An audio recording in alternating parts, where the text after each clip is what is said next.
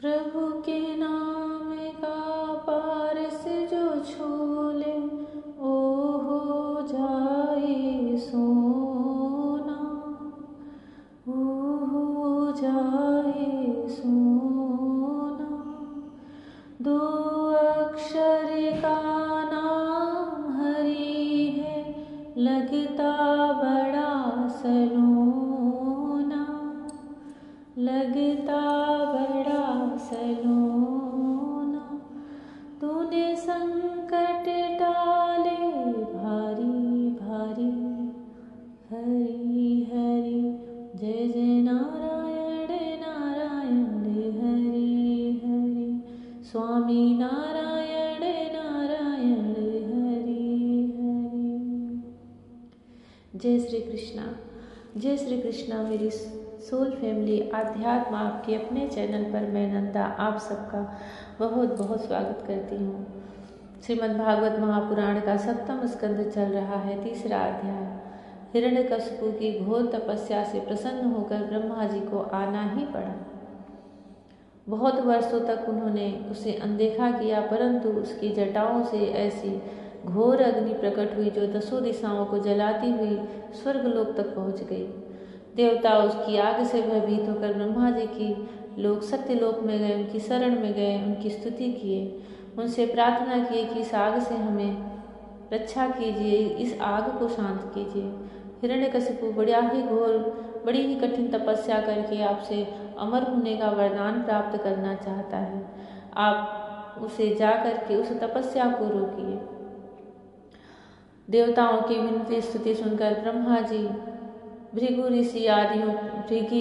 आदि ऋषियों को लेकर के और दक्ष प्रजापतियों को साथ लेकर के हिरण्यकशिपु के आश्रम जाते हैं, जिसका शरीर चींटियों ने और दीमक ने पूरी तरह से खा लिया था। सिर्फ एक आत्मज्योति की तरह वहाँ पर एक बांस के झुरमुट में एक प्रकाश पुंज था।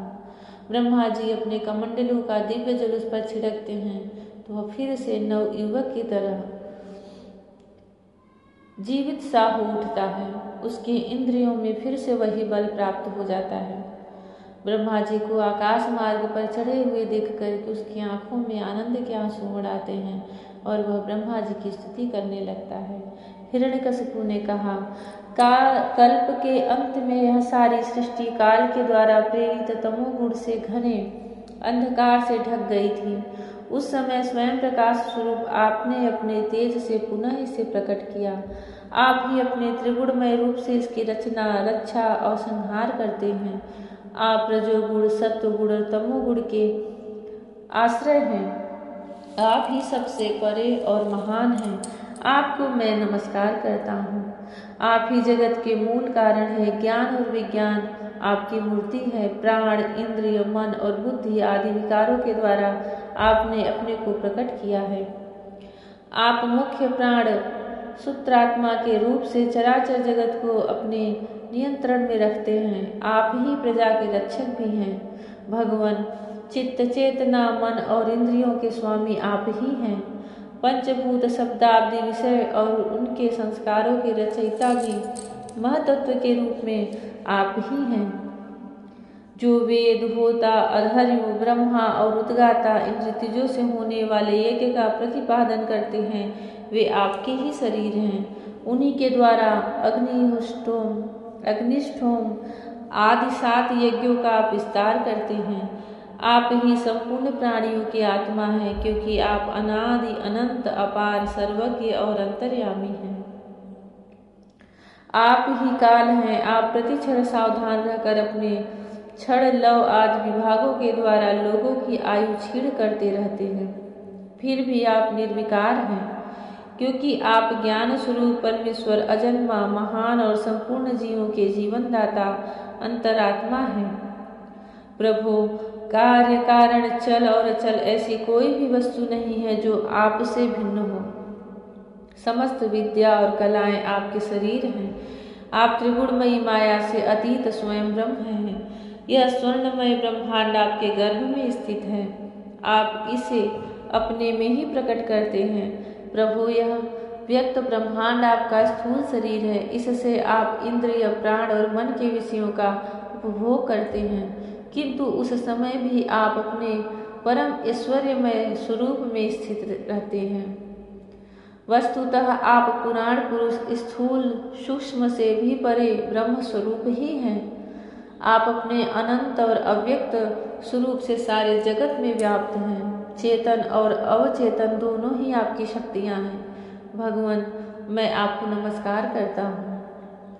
प्रभु, आप समस्त वरदाताओं में श्रेष्ठ हैं। यदि आप मुझे अभिष्ट वर देना चाहते हैं तो ऐसा वर दीजिए कि आपके बनाए हुए किसी भी प्राणी से, चाहे वह मनुष्य हो या पशु, प्राणी हो या अप्राणी, देवता हो या दैत्य अथवा नागादि, किसी से भी मेरी मृत्यु न हो। भीतर बाहर, दिन में रात्रि में आपके बनाए प्राणियों के अतिरिक्त और भी किसी जीव से, अस्त्र शस्त्र से पृथ्वी या आकाश में कहीं भी मेरी मृत्यु न हो। युद्ध में कोई मेरा सामना न कर सके। मैं समस्त प्राणियों का एक छत्र सम्राट हूँ। इंद्रादि समस्त लोकपालों में जैसे आपकी महिमा है, वैसी ही मेरी भी हो। तपस्वियों और योगियों को जो अक्षय ऐश्वर्य प्राप्त है, वही मुझे भी दीजिए।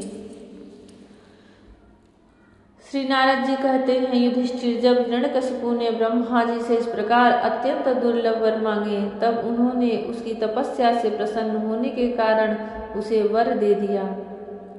ब्रह्मा जी ने कहा, बेटा, तुम जो वर मुझसे मांग रहे हो वह जीवों के लिए बहुत ही दुर्लभ है, परंतु दुर्लभ होने पर भी मैं तुम्हें वे सब वर दिए देता हूँ।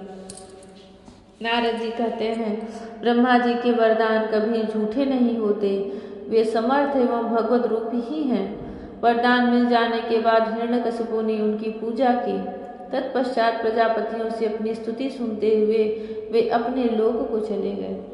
ब्रह्मा जी से वर प्राप्त करने पर हिरण्यकशिपु का शरीर सुवर्ण के समान कांतिमान एवं हृष्ट पुष्ट हो गया।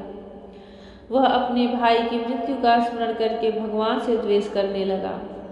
उस महादैत्य ने समस्त दिशाओं, तीनों लोकों तथा देवता, असुर, नरपति, गंधर्व, गरुड़, सर्प, सिद्ध, चारण, विद्याधर, ऋषि, पितरों के अधिपति, मनु, यक्ष, राक्षस, पिशाचराज, प्रेत, भूतपति एवं समस्त प्राणियों के राजाओं को जीत कर अपने वश में कर लिया।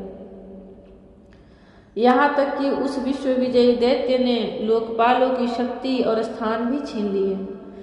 अब वह नंदन वन आदि दिव्य उद्यानों के सौंदर्य से युक्त स्वर्ग में ही रहने लगा था।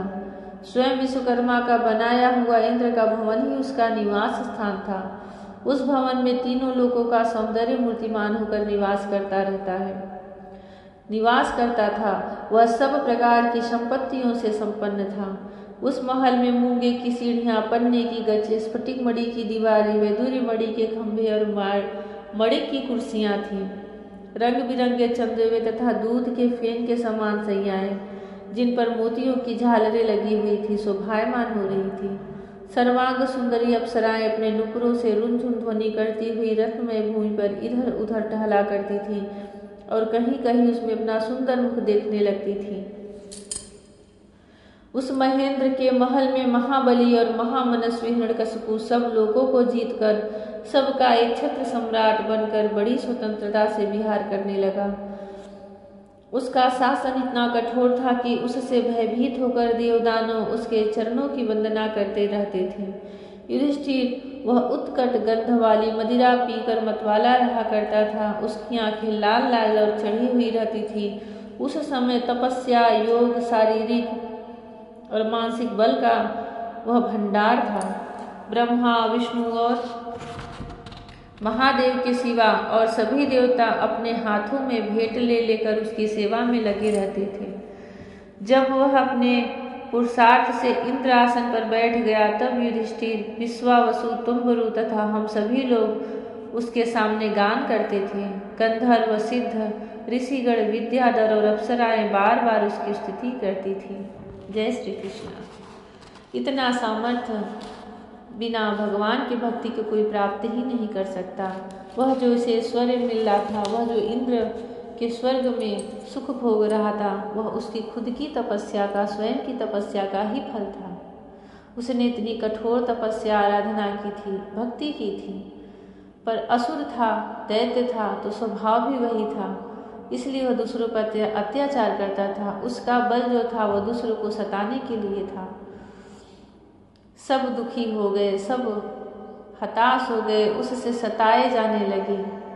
बहुत वर्षों तक उसने इंद्र के उस अमरावतीपुरी में राज्य किया। भगवान श्री कृष्ण सबको अपनी सुंदर महिमा दिखाते रहे, सब पर अपनी करुणा दृष्टि बरसाते रहे। हिरण्यकशिपु दैत्य के पुत्र के रूप में भगवान के सबसे परम भक्त शिरोमणि प्रहलाद का जन्म हुआ और उन्हीं के द्वारा हिरण्यकशिपु के काल का भी जन्म हुआ। जय श्री कृष्णा। राधे राधे। जय श्री कृष्णा। हरि ओम।